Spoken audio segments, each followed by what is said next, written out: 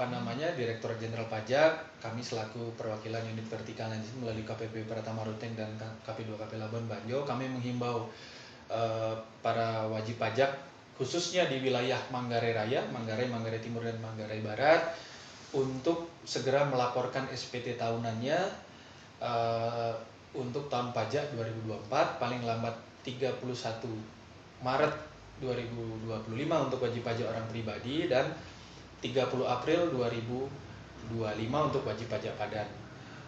Media pelaporan sudah sangat mudah sekarang, dapat menggunakan media online melalui laman pajak.go.id, atau apabila wajib pajak menemui kendala dapat memanfaatkan layanan-layanan yang kami berikan, layanan asistensi baik itu datang langsung ke kantor maupun layanan pojok pajak yang kami selenggarakan di masing-masing kecamatan sesuai dengan jadwal. Gitu. Jadi kami harapkan wajib pajak di Manggarai Raya ini semakin patuh baik dalam pelaporan maupun pembayaran pajak sehingga dapat membantu penerimaan pajak yang optimal di wilayah Manggarai.